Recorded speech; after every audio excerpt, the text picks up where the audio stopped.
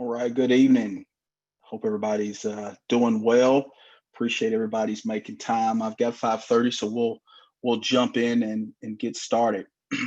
Jenny Picard has put a message in the chat. She's on our comms team. Anything you want to speak to with that, Jenny? Sure. So the way that this is going to work is that Dr. Johnson's going to give a presentation. And while he's giving the presentation, you can enter your questions to the chat box, which will go to me. And then when we get to the question and answer portion, I'm going to feed those questions to Dr. Johnson.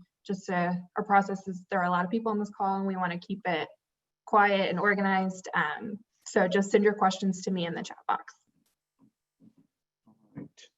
All right, so we've got an hour, so we'll jump in. I'm going to share my screen. And Jenny, I'm queuing up for you. You may have had in your notes as well, but we also have several more of these that will take place throughout the course of the year. Let me get back to the beginning of the presentation. Throughout the course of the week and this week and next, and feel free. Obviously, a couple of things will happen. Obviously, we'll answer as many questions as we can during the course of our hour together. Questions we don't get to, we will also we are putting together an FAQ document where we already have some questions loaded, but we'll use these questions as well as a part of that FAQ. And then again, as I was getting ready to say to start, you can feel free to join us for as many of these as you'd like. I believe we have about 7 of them currently scheduled, ranging from early morning. I think tomorrow we're doing one early in the morning, but one day this week, and then we've got a lunchtime one, and then a few more evening, and then I think a couple of them are for our Latino community, and so they will be translated. But we'll jump in. Obviously, the topic we're talking about is the reopening of schools and how we're trying to go about that. And these 3 words are 3 things that are of critical importance during this really unprecedented time. One is grace. We've monitored statewide as well as nationally, reopening plans. And if you do any research, people are all over the board, even if you talk about within our state in regards to what they're doing with reopening. You've got everything from full opening with no mask and no phases to fully virtual and everything in between. And as we've kind of looked, we think we're right in the middle of those plans, but definitely grace is critical as we'll have to navigate these uncharted waters. Choice is something that's also important. So, the thing that we've learned, our first survey, and we'll show this, is that our first survey, we had about a little over 25,000 participants. The second one, we had over 20,000. And, in both of those instances, and even in just anecdotal, informal conversations, parents are desiring choice and deserve choice. This is a pandemic and again, an unprecedented situation. And the ability to choose, whether or not you are, want to send your child back to school, or you want to opt for an HCS at home option, et cetera, is something that you and your family need to be able to make that decision. And then thirdly is fluidity. And so this is, again, we are monitoring cases on a daily basis, and so much has and will continue to change. We anticipate over the next even the next month. It's been completely unpredictable. 2 months ago, we were talking about, everything was about flattening the curve. And the moment that you have the curve flatten, I think everybody thought that, we saw this or seeing this resurgence, this spike, and it's happening, really throughout the country. So it is a very fluid situation that we'll work through. And then, I just mentioned that we know that that there are specific medical questions and CDC type questions that we won't necessarily attempt to get into in this conversation, but we are looking to schedule additional, joint town halls with medical professionals in the coming weeks. And just a few more points around that. We closed school on March 13th. We never would have thought that we'd be where we were in March. And never would have thought we'd be where we are right here. We are adjusting to a new normal, and obviously everybody's adjusted, even outside of schools, even within the community. There's an adjustment that absolutely is going on. We desire to hear your feedback, your questions, and your concerns. They've been helpful up to this point and will be helpful really throughout, in particular this first semester or until a vaccine is identified. We need your feedback, and obviously defer to expertise as well. And then I think, as I mentioned, there's not a playbook for this. So there are a ton of books and periodicals and journals around how to successfully open school, but we haven't found any about how to successfully open school during a pandemic. And so this is a completely new experience for everybody, and everybody is writing, so to speak, the playbook as we go, trying to use data and science to make determinations. And so you can see here that the cases across our country have continued to rise, and we are absolutely dealing with a pandemic situation, nationally, in our state, and then locally here in our county as well. You can see our hotspots, and these hotspots change. To be real candid, as we talked to the health department, I was talking to the county mayor earlier this morning, and talking through some of the zip codes where there are higher cases. And so we, knowing that it was a pandemic, we thought it critically important when we talk about reopening schools to establish a task force and go through a robust process to really determine the best way in which to open schools. What we firmly believe, and it's outlined in the strategic plan from our school board, is that engaging the community is of extreme importance. And we didn't want to develop a plan because there's not a quote unquote perfect plan in this situation. And the last thing we want to do is to develop a plan behind closed doors without any community input. And so it's really important to us to do that. And these four areas were really the four pillars that Keith Fogelman, who I know is on the call, has been our chief talent officer, but also comes to us from business and industry, having led and been a part of large organizations and reopenings of large organizations during significant disruptive type situations. Lieutenant Colonel Brooks, who is our director of Army Instruction, but also has a strong military logistical background and understands from a process standpoint the things we need to be thinking about. And Jen Bronson, who is not only a lawyer, but also over our integrated programs and student supports. And so, we really wanted, with the three of them kind of leading this effort, to bring alongside the community and really help us get through this tough time. But these four pillars really rang important to us. You can see kind of the timeline of how we've gotten to where we are. In regards to starting, we started way back. Every day feels very long at this point. Yes. Hello. Yeah. We started way back. We started back in May, and our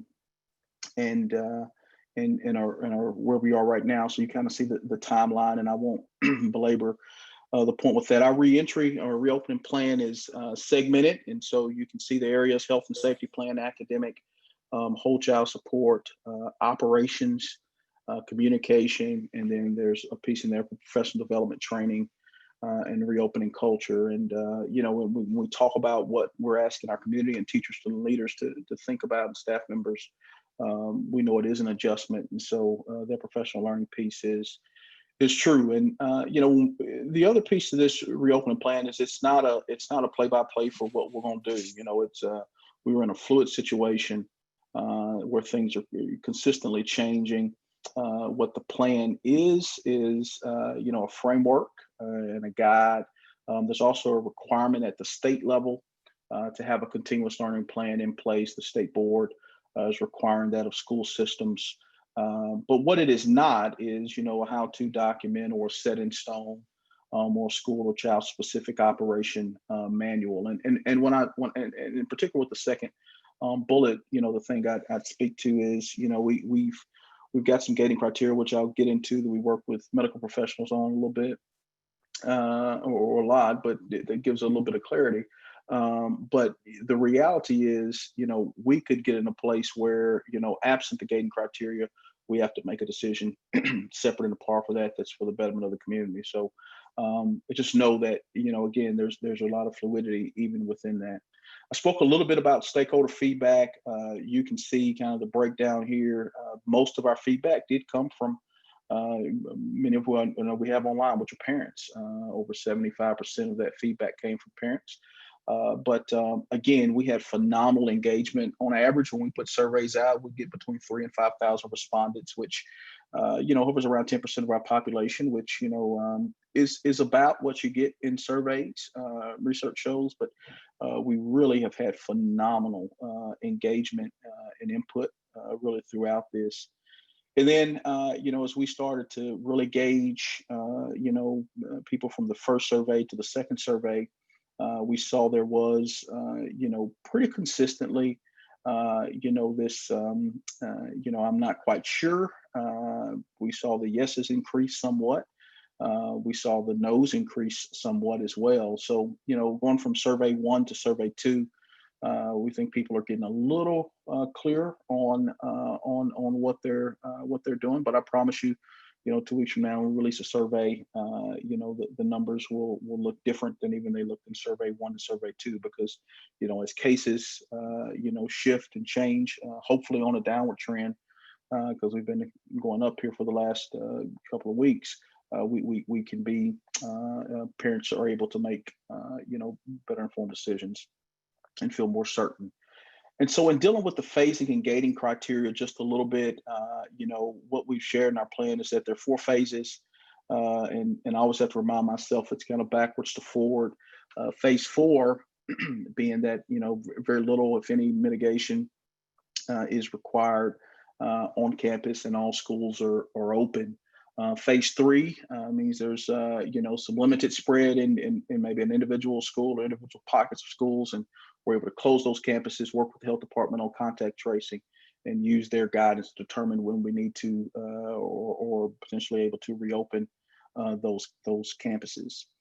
Phase 2 means that there's moderate spread, and we would move at that point to a hybrid approach where there's 2 groups, a group A and a group B, and group A would come on maybe a Monday and Tuesday, and a group B would come on a Thursday and Friday, and would use that Wednesday for mitigation steps with advanced cleaning and such.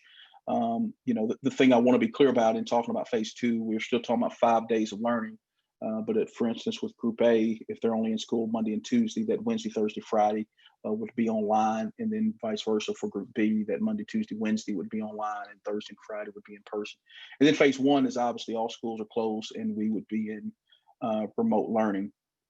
And so, again, Keith and Colonel and Jen and that reopening team worked with health department very, very closely on really the development of gating criteria. The thing that we've seen across communities, we're probably one of the few, school systems in the state and in many places, really candidly, that I think it's tried to get to the point where we provide clarity to the community of inside our thought process of, how we're moving through the phases. And parents that are on the line, I can remember as an educator, it seems like over the last 5 or 6 years, in particular, every year around October, November, the flu begins to hit us, and it's kind of like, what's the determining factor for when schools will be closed. And so, what we really set out on a goal to do and work with health department is to say, okay, based on active cases, how can we really get to the public as much clarity as possible behind, the thought process, and scientifically, does this make sense, and deferring to them on that. The other things, though, that I would speak to that are considerations outside of the gating criteria that's there is obviously any spikes in the average daily number of positive cases, hospitalizations. which we've had a steady increase in hospitalizations over the last week and a half. ICU is something that we'll be looking at as well. And then teacher and student absences. And so, in particular with teacher absences, if the teachers aren't there, we will struggle to be able to support teaching and learning. And so it's watching all of these things in addition to the gating criteria that's there. And so today, I think the health department just released our 1,408 cases. And so literally in about a week, our community has gone from 900 or so cases, 950 cases to 1,408.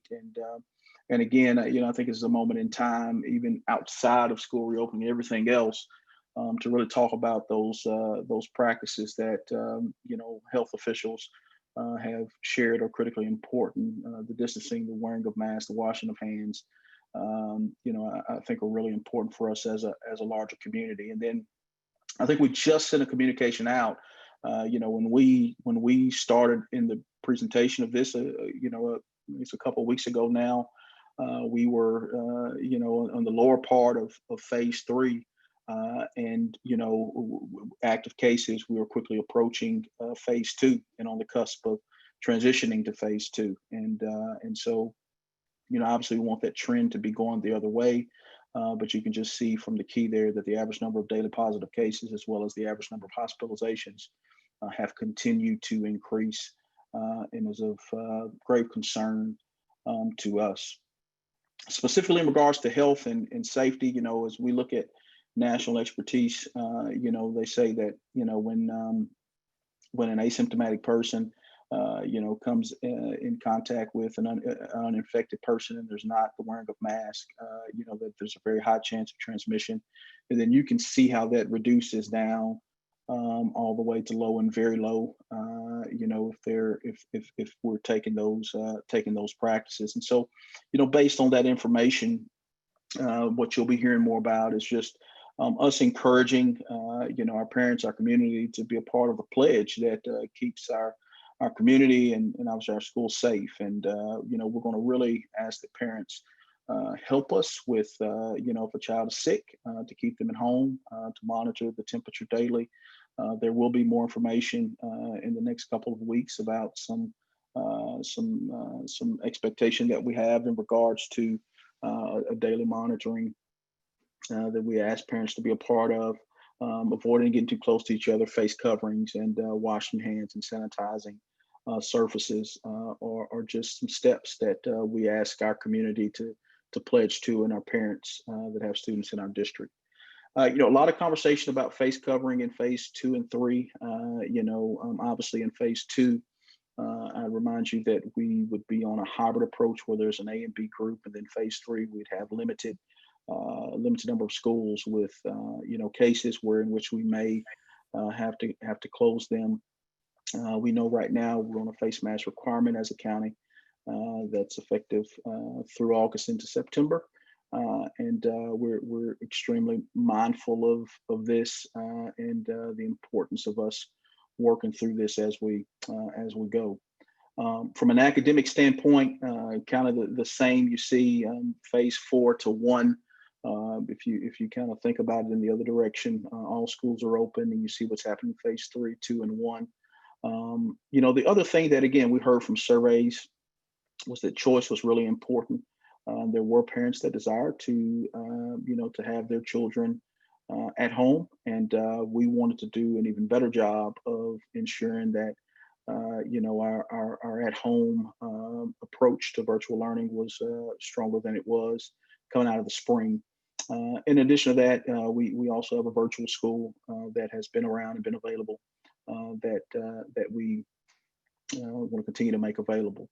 And so you can see here in phase 2, what we'd be looking at. The students, if you look from your left to right, as it states on my screen, student cohort group A would be in school Monday and Tuesday, and then they're online Wednesday, Thursday, Friday. We'd have enhanced disinfecting going on through Wednesday. Not that there's not disinfecting going on Monday, Tuesday, and Thursday and Friday, but we would do some additional things with hydrostatic misting and such on that Wednesday. And then Group B would be online Monday through Wednesday, and then Thursday and Friday they'd be in school. And then the HCS at home is online throughout the course of time.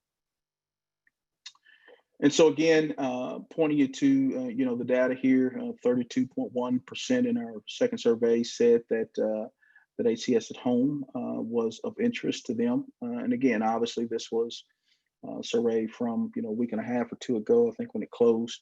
And we know that number can change some, but it's been fairly steady in regards to the number of parents just in general that desires some type of virtual option, and that we'd be providing. And so just a little bit about HCS at home, because I know this has come up. It's connected to a zone or magnet school, and so that connection would remain. The student can participate in clubs or in sports. The schedule is created at the school level, AP courses assigned to a teacher, district platforms, et cetera. All those things would be available at HCS at home. Virtual is quite a bit different. When I think about virtual, really virtual is a resource, a tool we've used for extremely extenuating circumstances. There's a myriad of circumstances that are out there, significant health situation maybe with a student,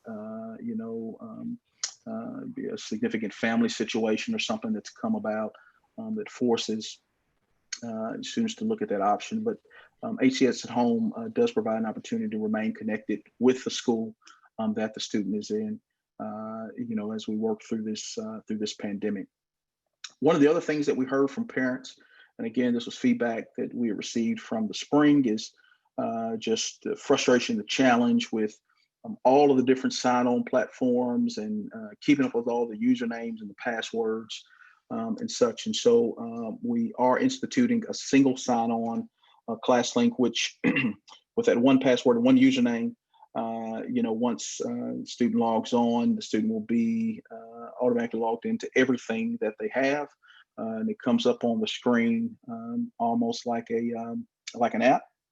And the student has direct access, and the parent has direct access into those resources if HCS at home or the virtual are options. And in addition to HCS at home and virtual, also for students that choose anywhere within our own campus options and our phases, we'll have that resource available as well.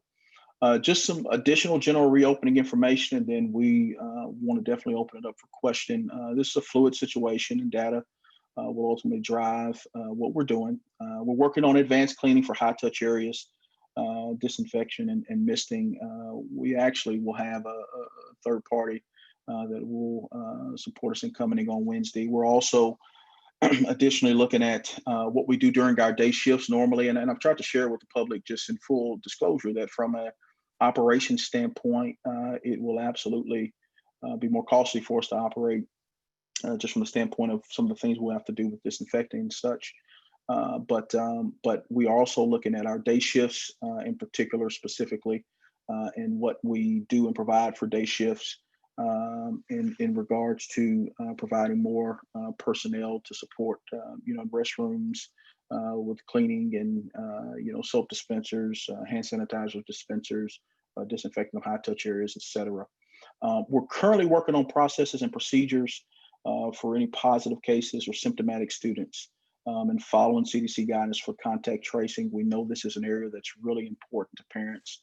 And I think a lot about elementary. I always share that anytime I'm in elementary school, there's almost never a time where I pass by the nurse's office, no matter where it is in the building, and there's not a student in there for some reason. And I know that students get fevers for a myriad of things, but we are in a heightened time, and a time in which we need to respond in a heightened way. And so we are working through procedurally what we do with any symptomatic students. And then obviously for positive cases, there will be a process of notification and making sure that we work with the health department on contact tracing. If you selected on campus with the phases, and then the circumstances change, you can opt into HCS at home later in the semester. But one of the things we would share is that, once you're in HCS at home, we ask that you remain in HCS at home through the duration of the semester. And the reason is because we're going to determine staffing. There are some safety and planning and support implications. And so from the standpoint of continuity and operation, that allows us to continue to support the HCS at home work that's going on. And then, just a general question as a father of a rising third grade student, I guess. If my family were to choose HCS at home, I would want to know that my son is going to be of priority and not just be online and you kind of figure it out. And so we absolutely will be prioritizing HCS at home students just as we would students that are on campus. We're in the process of providing each teacher. Each teacher will receive a PPE kit, a personal protective equipment kit that will consist of classroom-based sanitizer, classroom-based mask, and resources that are needed in regards to the school. And then each school will have a COVID-19 supply kit and cleaners, barriers, and dividers for K through 2 and dispensers, signage and such. And so we're in the process of locking that in here in the next couple of weeks. We'll provide masks for any student that do not have them.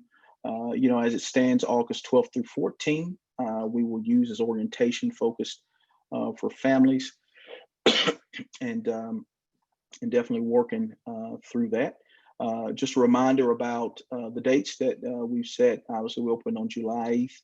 And we'll go through the 22nd for the sign up for remote options. And we tried to push it as far back as we could. I'll tell you I don't know if there are any principals on the line, but this date is uncomfortable for school leaders, in particular that July 22nd, because they like to have runway to build schedules and such. So we will absolutely be burning midnight oil, on that July 22nd through August 12th to finish up schedules and registration. And things of that nature. And then again, just a reminder that we know there may be specific medical questions, and we are working with our medical professionals, those on the town hall, those on the task force, as well as the health department, to schedule those in the coming days. So I will stop sharing, and obviously if there's a question that comes up, I may need to go back and refer to it, but we'll definitely open it up to questions. And Jenny, it looks like we've had quite a few more join since we first started. So you might want to go back and just go through those directions one more time. Yes. So if you join the call late, the process for asking questions is enter them into the chat box, and then I will feed them to Dr. Johnson. So let's go ahead and get started. Our first question is, how did the district decide on the thresholds for the phases? Yeah, and we have Keith Fogelman on the line. Keith, you want to talk a little bit through the process and how we engaged the health department on that? Yeah, thank you, Dr. Johnson. First of all, what we did is did a little research, actually went and was able to see how some other school districts were looking at a gating criteria. So we brought that back, and then actually we did not think that their gating approach was conservative enough. So we brought that back and then began to work with our task force members, our medical professionals that were on the task force, as well as our health department, and come up with using active cases. Now, oftentimes I've had this question numerous times about active cases versus total number of cases. So the way you get it, so first of all, active cases is on the website, Hamilton County website. It's down in their status of cases table. But you can get the number simply by taking the number of cases that have occurred, subtract the number of cases that have recovered, and subtract the number of deaths. And it will give you the number of active cases on any given day.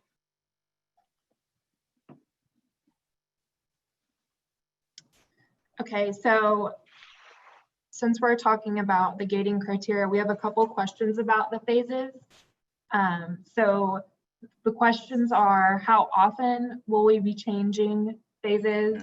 Yeah. Is that a school or a district decision?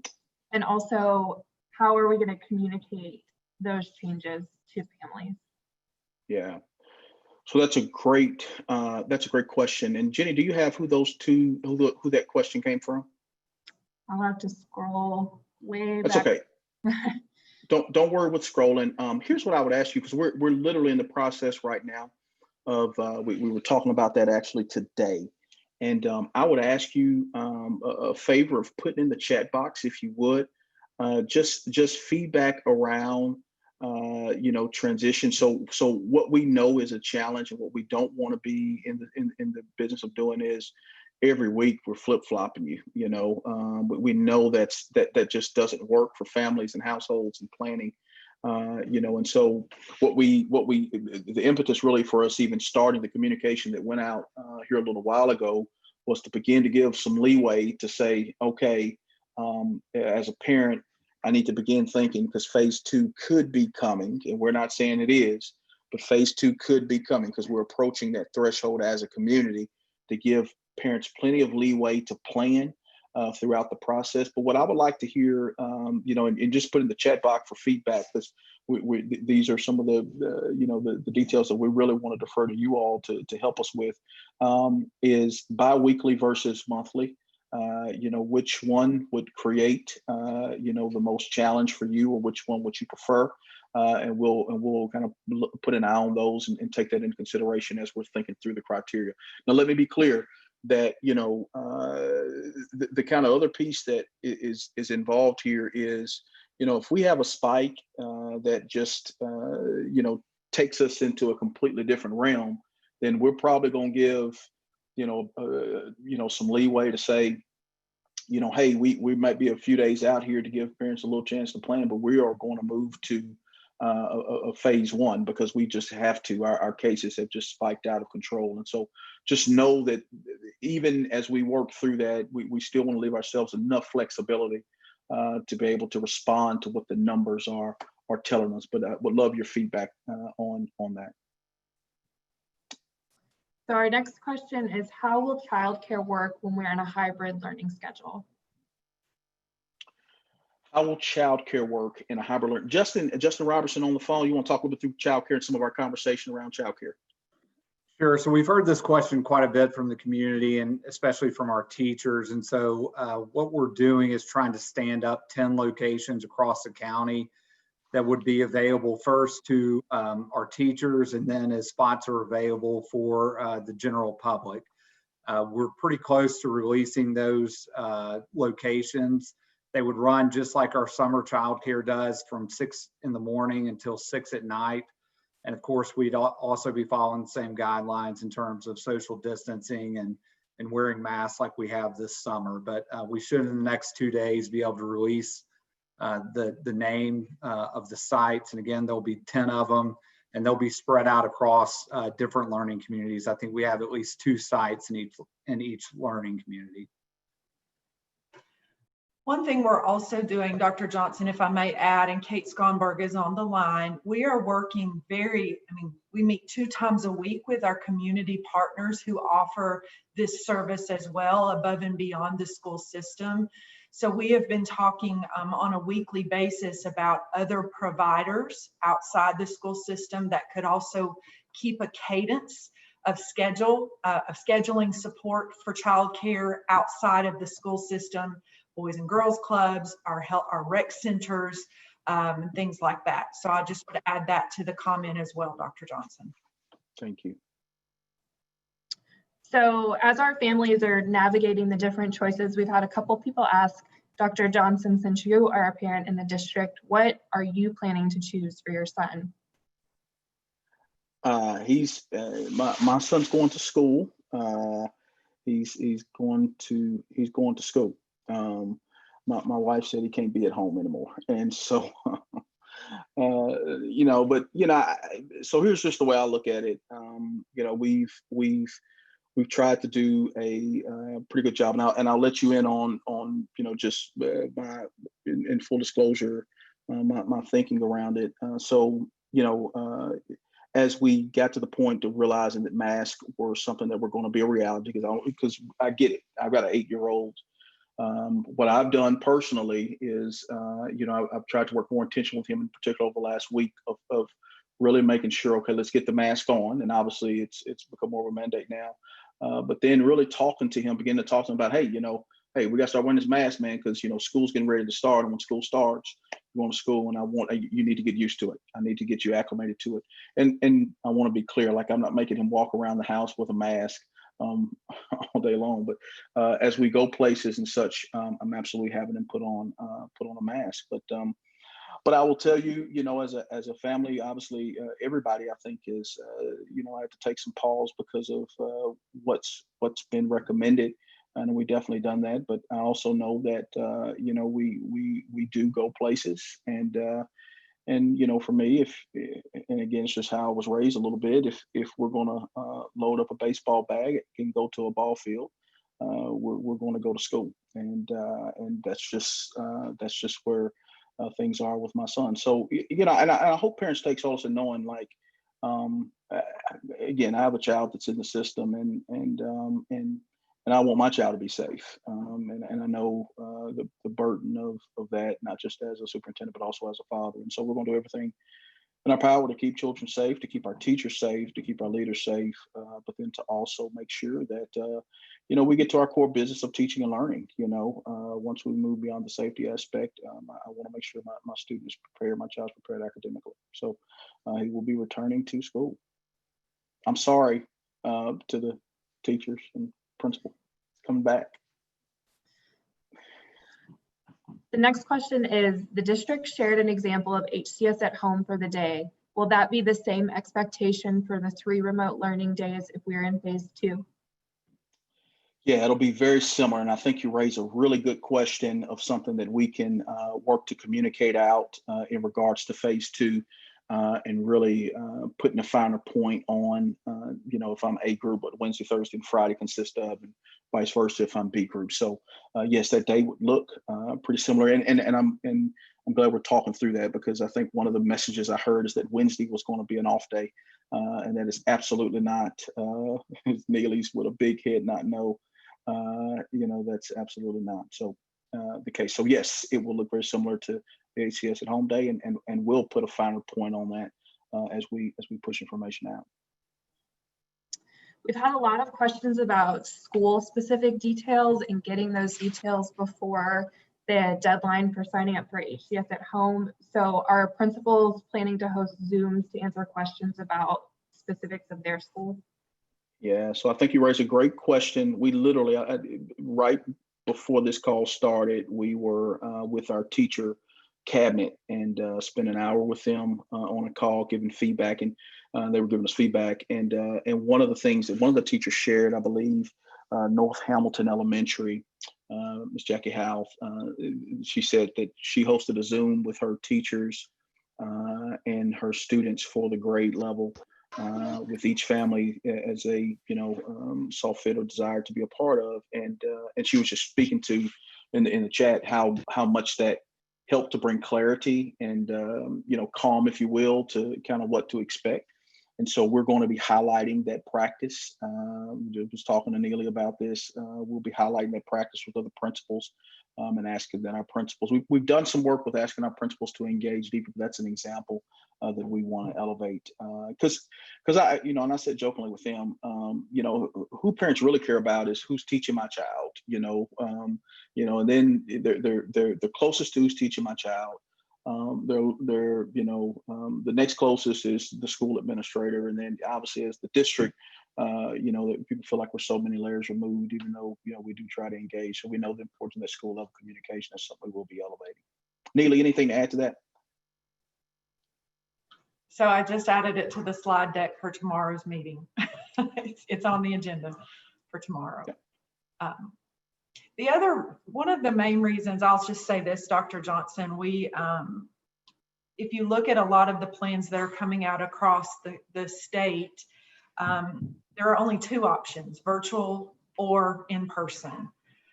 But we did learn a lot of lessons over the course of time that we went home after March 13th. And one of the things that was very important to me, just like Dr. Johnson, I have a child in Hamilton County Schools, and this is his senior year. And seeing him have the opportunity to stay connected to the group of peers he's been with since kindergarten was very important.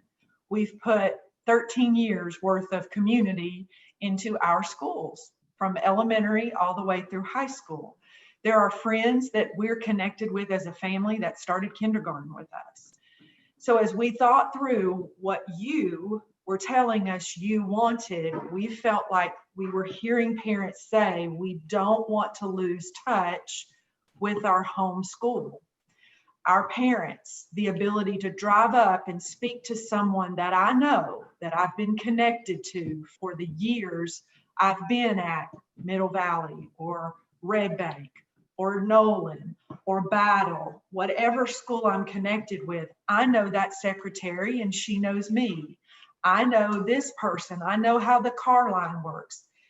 If you needed materials, we struggled last year to give parents access to science materials or weekly touch points. Having the ability with the technology we use and we have, we can do so much even with a camera on a cell phone. 90% of our meetings from Hamilton County are projected board meetings from an iPad. And we all get the same information. We have 244 people together right now on this call. So I just know with the caliber of instructional expertise we have and the community touch we have in each of our schools, we had to make this an offer for our parents that through our teaching staff and through the tools we have, we could make connections to home zone schools and learning work. That was the importance for us to throw in that caveat of Nolan at home, or Battle at home, or Signal Mountain Middle High at home, Red Bank Elementary at home. We are labeling it as HCS at home because we're the district, but when it really comes down to it, what that North Hamilton principal did, Jackie House, she said, this is the North Hamilton way. We're going to go about making sure our community is connected and we don't lose what we show up to do every day for. We come to work every day for our kids. And that's what we can and we will figure out that piece. We have the capacity. And it is coming together, by the way. I see you. Thank you, Ms. Jackson. That was really important to us. So our next question is, if school were to start today, what phase would we be in? Yeah, so that's a great question, and we'd have to have a lot of conversation.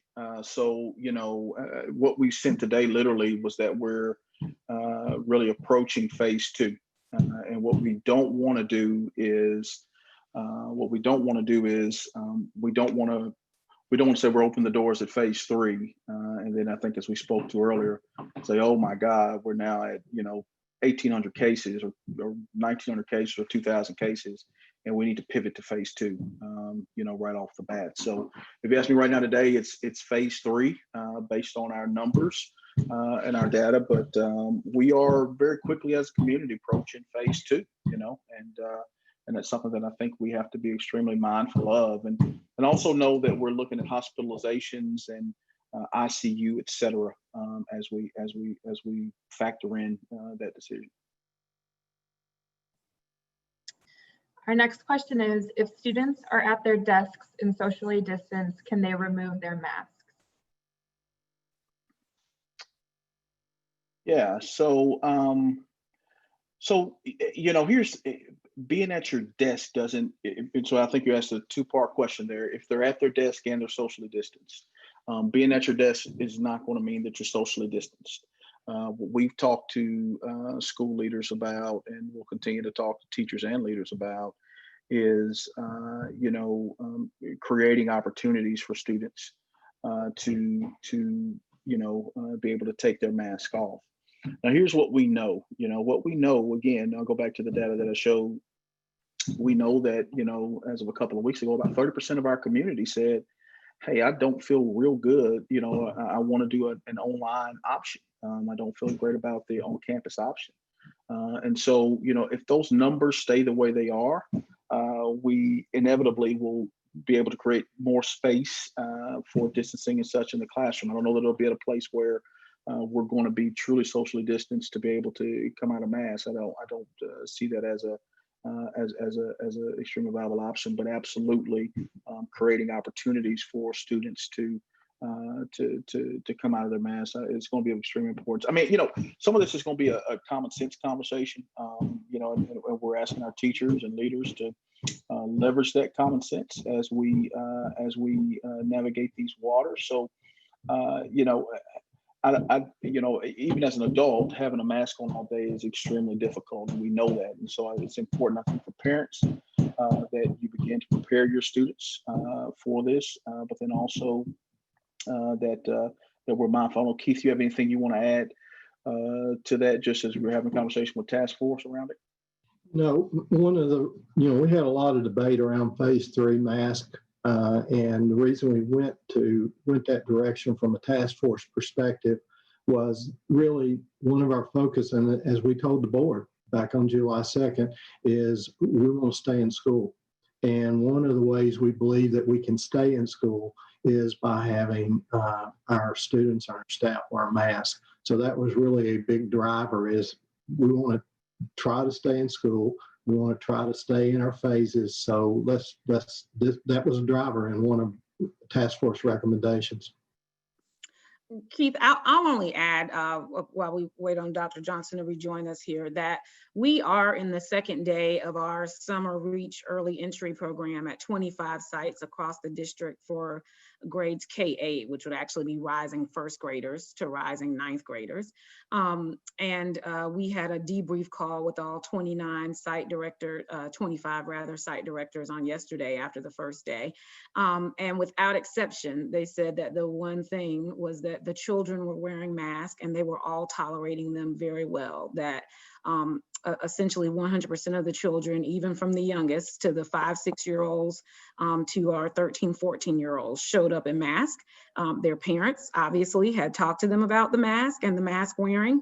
And so there were the opportunities to take breaks and to go outside and remove the mask. But as you saw in the pictures and the presentation that Dr. Johnson went through at the beginning of this call, those were children from Hamilton County Schools on just yesterday who were at the Summer Reach program. So we will continue to talk about that, but I, for one, felt somewhat relief that the children tolerated masks and it didn't seem to dampen their spirits or their ability to learn, not one bit. So this was day 2 and still no reports from the field in terms of children not being able to tolerate the mask in this small summer program that we're running right now.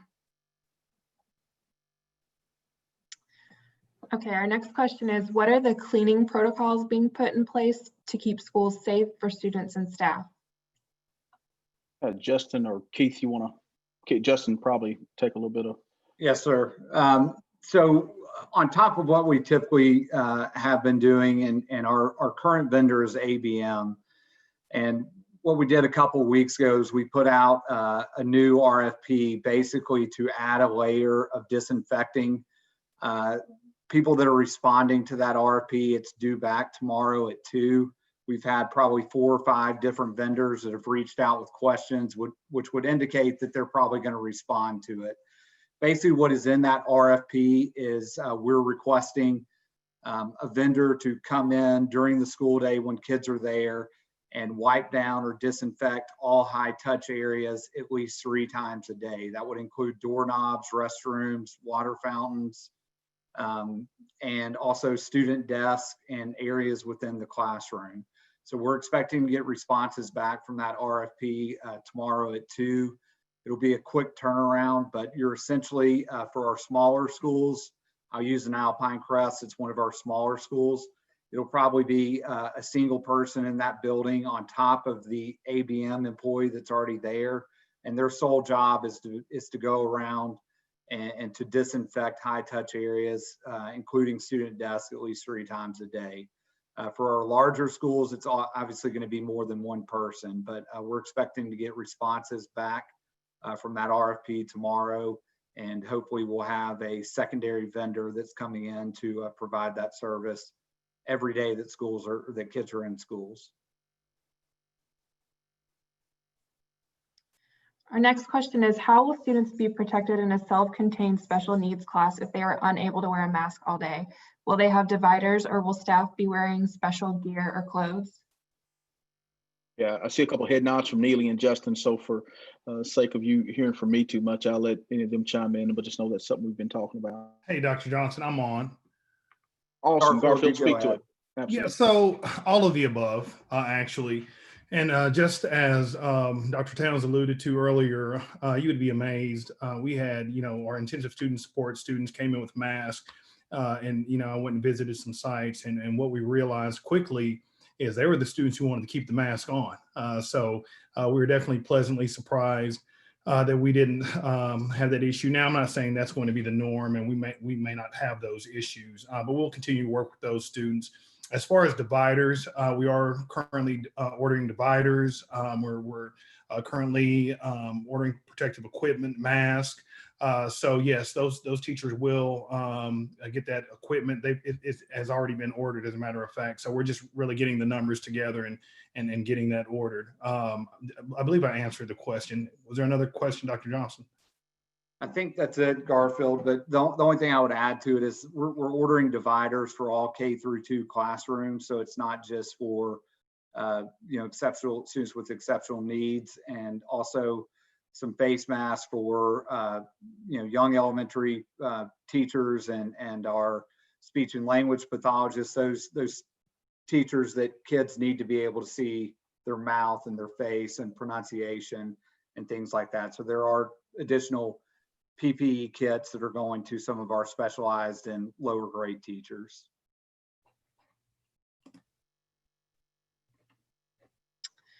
Okay, we've gotten a lot of questions about kindergarten and virtual learning. So can we talk about what that would look like for kindergartners? Neely? Sure. This is a tough one. I'm going to be really frank. I think this is why I'm in total agreement with what Dr. Johnson said, because to me, our youngest learners need to be in school every day that we possibly can get them in school. We have developed an early entry task force. We have a pre-K specialist, Becky Covington, and we also have an early learning director for teaching and learning. Her name is Dr. Yvette Stewart.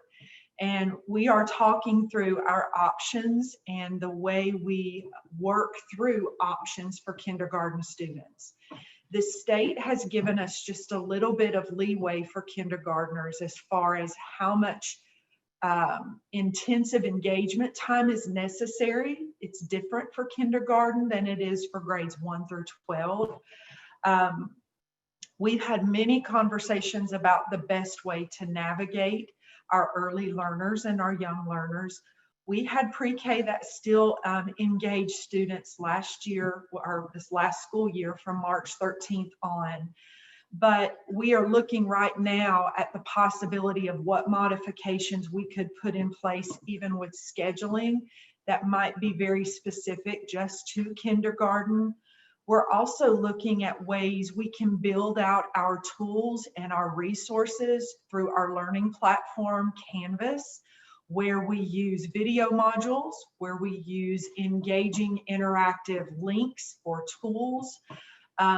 Let me just say that as a practitioner, I have been practicing on how to write lessons and put information into our learning module as a first grade. I'm a former kindergarten teacher. So I've kind of put myself in a position of a first grade teacher to be a learner of how we can build out our resources and look at schedules for our youngest students who need a lot of background building. I'm not going to sit here and say that it's an easy task, but we are looking at every way possible that we can. One of the things our board also made a significant decision and investment in is a new literacy curriculum. And as a part of the purchase of that literacy curriculum and the continuum, this new tool provides a lot of digital tools and access that we've never had before. It even has a virtual platform for our students at all grades, and we're building out modules right now that are specific just to kindergarten. So I'm very grateful that our board saw that need, because with the purchase of that tool, we are able to do enhancements that we were not able to do last year. We're also walking alongside our teachers to make sure they're trained to do those enhancements. So to our board members on here, thank you. And those teachers that helped give us input, they told us what they needed to do their job, and we did our best to give them what they needed. Okay, so our next question is, in the student cohorts for phase 2, is it possible for families to make sure all of their kids are in the same cohort regardless of grade? Yes, we are working on that.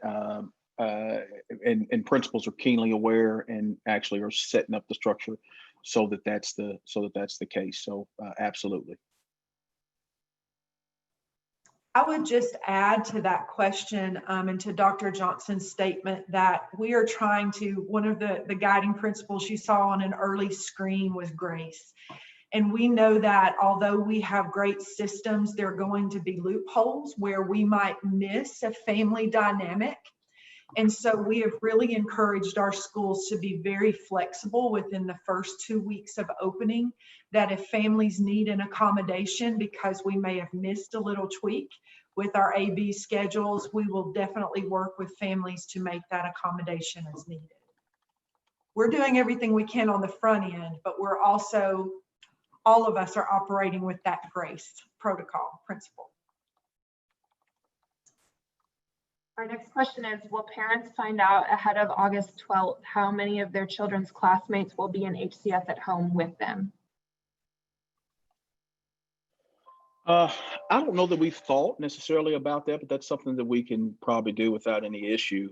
We hadn't thought about sharing how many other students are in the class or cohort, but I don't think that's an issue. So if that's a desire that is there, I think it's a pretty, just the general number is a pretty straightforward thing for us to do. And Nakia, you might have something to add to that thought. I don't think there'd be an issue there. No, I don't think there'd be an issue. I think it would be, we can share numbers pretty easily. We have to make sure that we're not violating FERPA laws about student privacy data, but just as in typical times, you might know who the students are, other students, of course, that are in your classroom as we connect HCS at home students together for projects, et cetera. So I'm sure that they would know the class roster of other children who are in a class with them.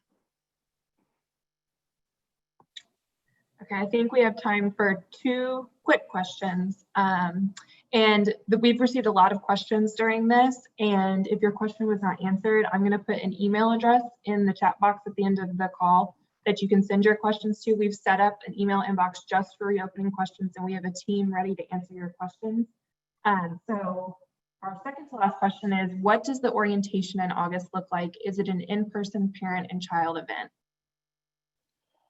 Are you talking about the 12th, 13th, and 14th?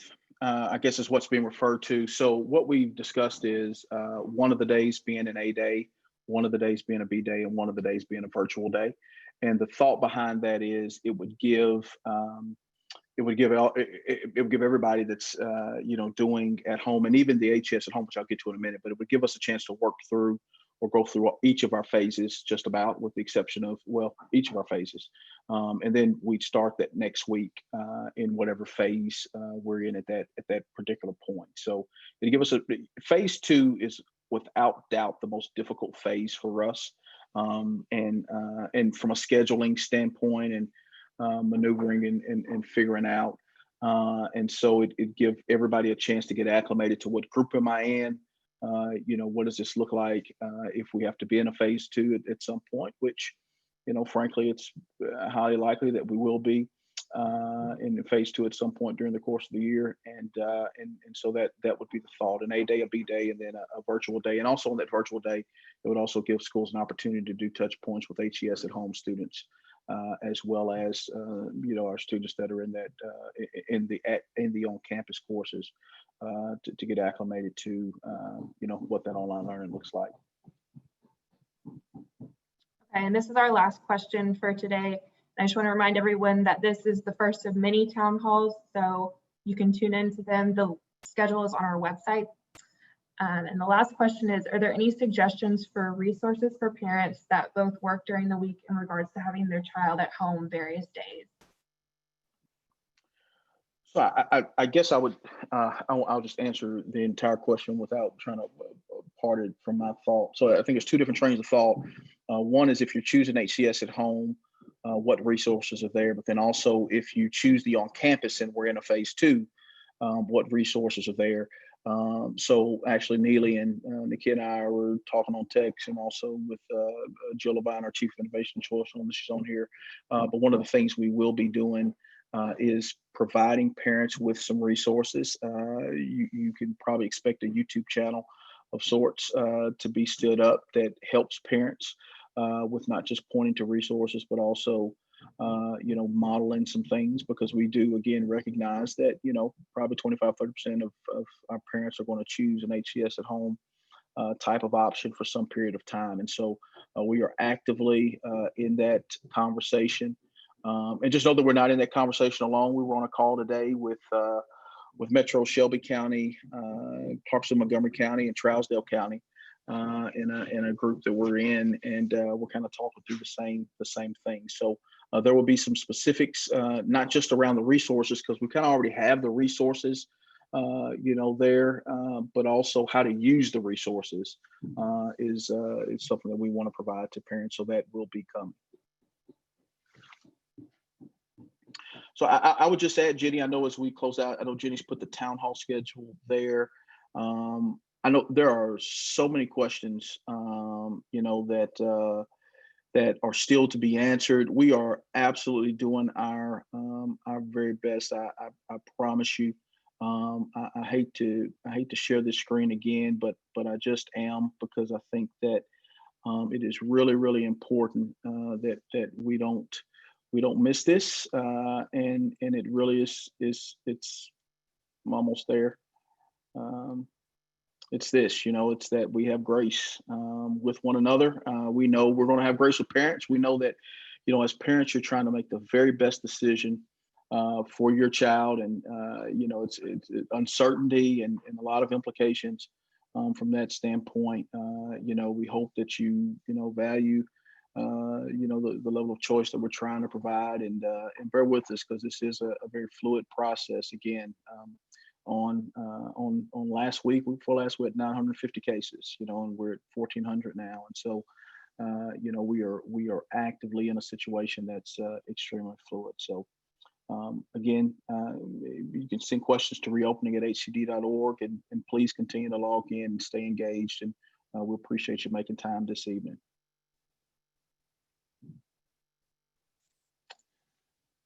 Thank you all. Bye.